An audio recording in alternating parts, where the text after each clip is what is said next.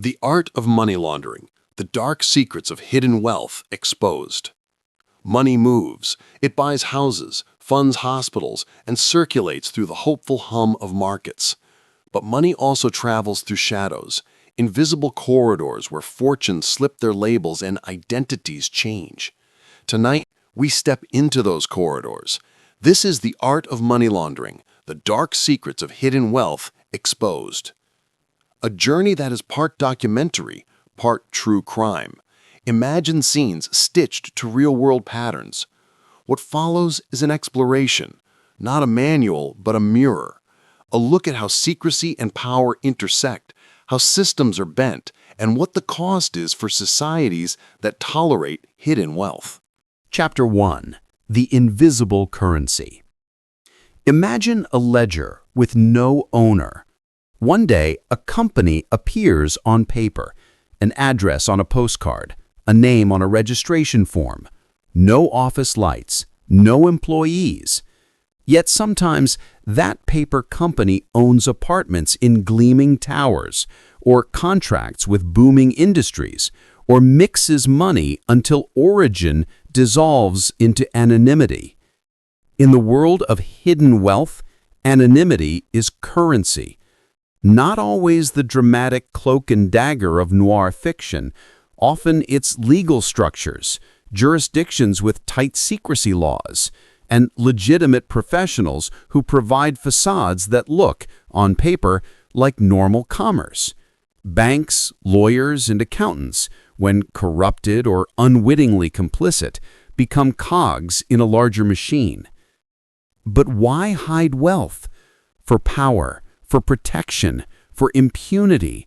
Sometimes to shield ill-gotten gains, sometimes to shelter wealth from taxation or political turbulence. The common thread is a desire to put distance between an asset and the human choices that produced it. That distance breeds a world where accountability frays. Beneath these obvious mechanics lies a deeper secret. Secrecy rarely springs from a single crime. It grows from countless small compromises, polite professional refusals, and a culture that treats privacy as an unquestioned right. Hidden wealth often sits at the intersection of respectability and expediency. Charities, real estate developments, and even civic projects can become the final resting places for money that no one wants to name. The most dangerous thing is how ordinary systems, registries, banks, legal advice can normalize concealment, turning what begins as an exception into an industry. When concealment becomes routine, the line between legitimate privacy and harmful secrecy blurs, and the public cost is measured not in ledgers, but in broken promises and diminished trust. Chapter 2. Portraits from the Ledger. This chapter paints three vivid portraits that personified the hidden world of illicit wealth, fictional composites inspired by real-world patterns. Elena represents the slow corruption of opportunity. A talented businesswoman from a rising economy, she begins with ambition and integrity. But as her family business grows, she's introduced to advisors who speak the language of offshore trusts and corporate structuring. Each small decision, a hidden account here, a discreet transfer there, feels justified, even clever. Yet these small choices slowly build a wall between her public success and her private fortune. Mr. Kovacs, on the other hand, is secrecy embodied. A refined investor with a quiet demeanor, his empire exists through layers of shell companies and nominee directors. On paper, everything looks legitimate. In reality, his wealth travels through invisible corridors, across borders, through dummy accounts, wrapped in the legal equivalent of smoke and mirrors. What looks like stability is in truth a carefully orchestrated illusion. Iodeli stands as the moral counterpoint, the conscience of the system.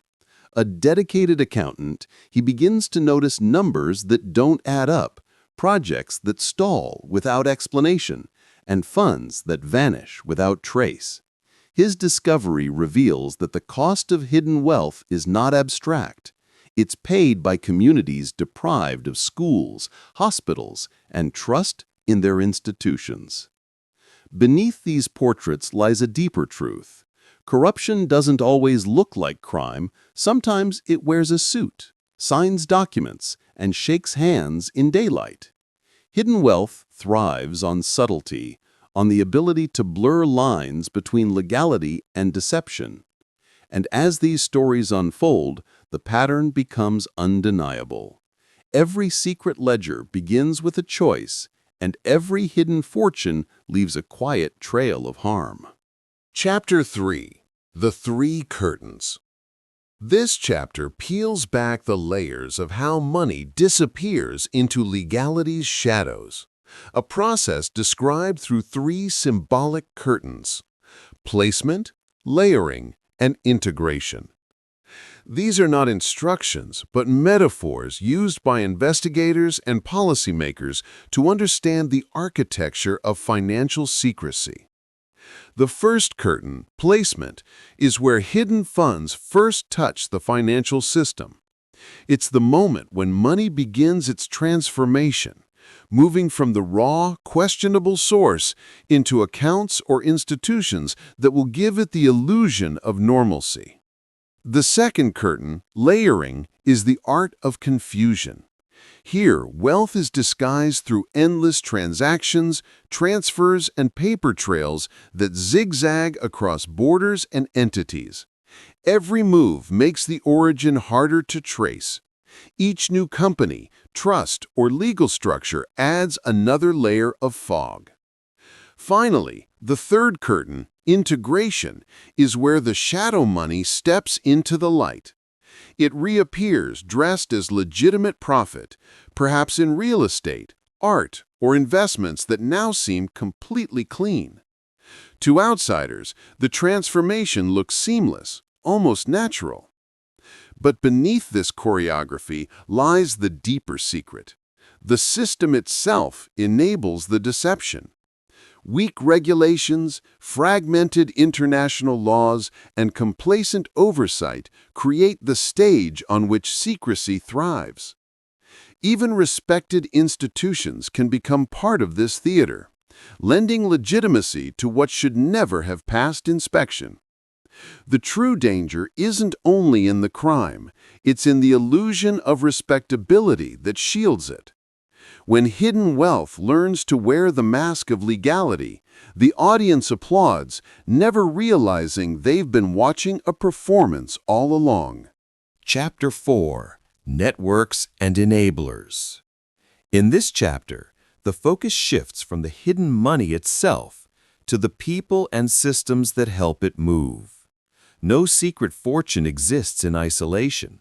It relies on a network, a web of professionals, institutions, and loopholes that make concealment possible.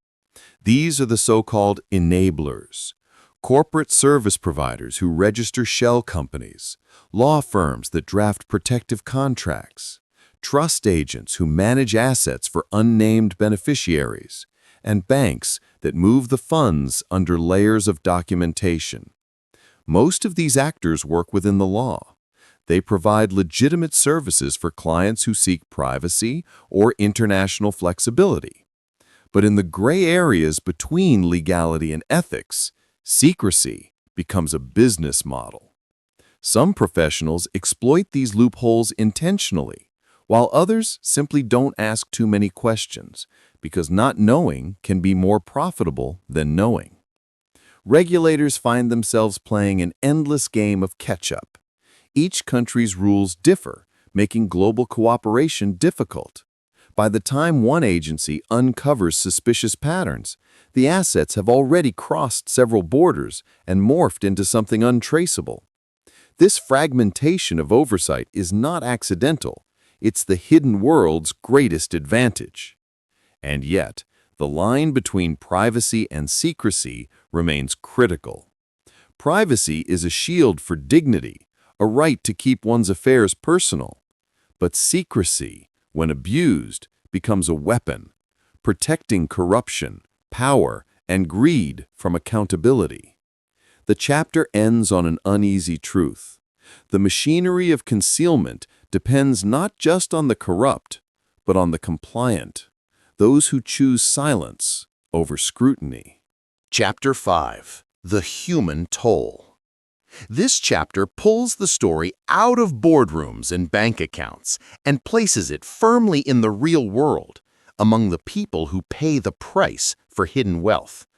When money is concealed in offshore accounts or disguised through elaborate structures, it doesn't simply vanish, it leaves a vacuum where public good should be. Every dollar hidden in secrecy is a dollar not spent on education, hospitals, clean water, and social programs.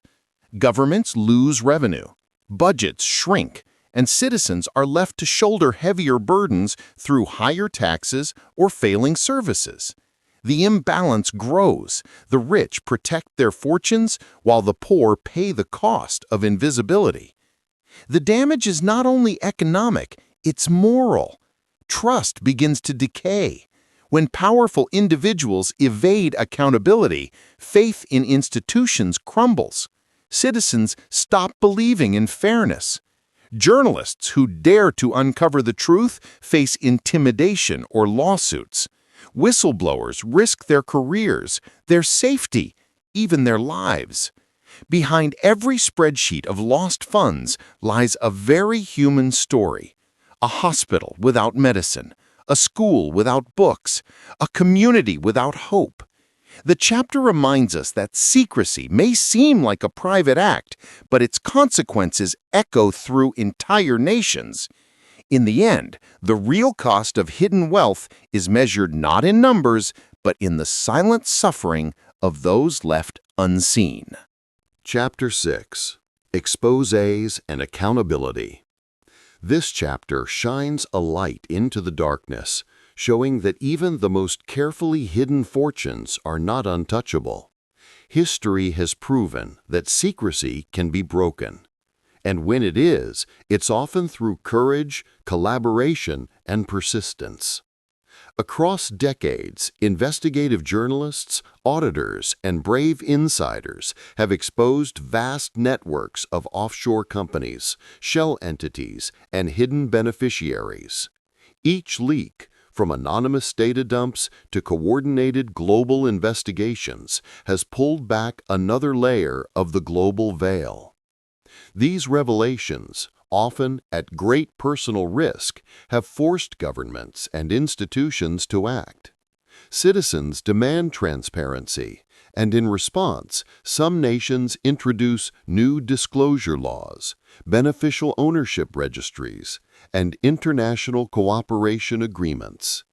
Each reform makes it a little harder for dirty money to hide, and a little easier for justice to catch up. But the road to accountability is uneven.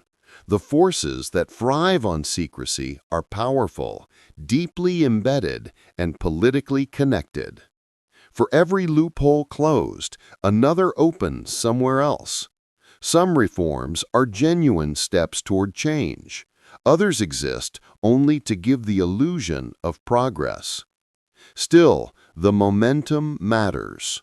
Every exposé, every headline, every brave whistleblower adds weight to the moral arc bending toward transparency.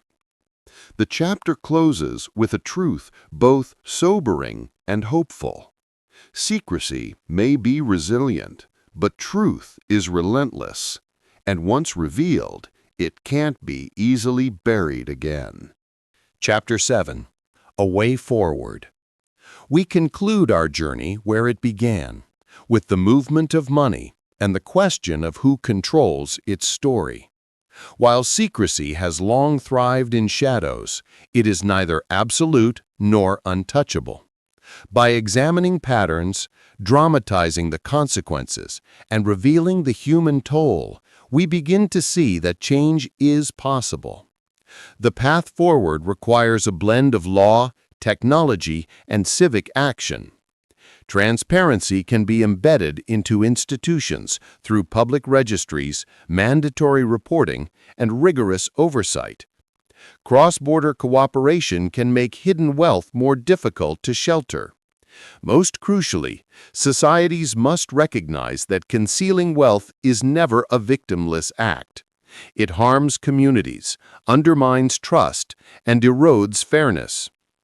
The moral of this exposé is clear. Secrecy may persist, but it is contestable. Where citizens, journalists, and governments insist on accountability, the shadows recede. The cost of vigilance is attention, effort, and courage. The cost of secrecy is the erosion of trust and social cohesion.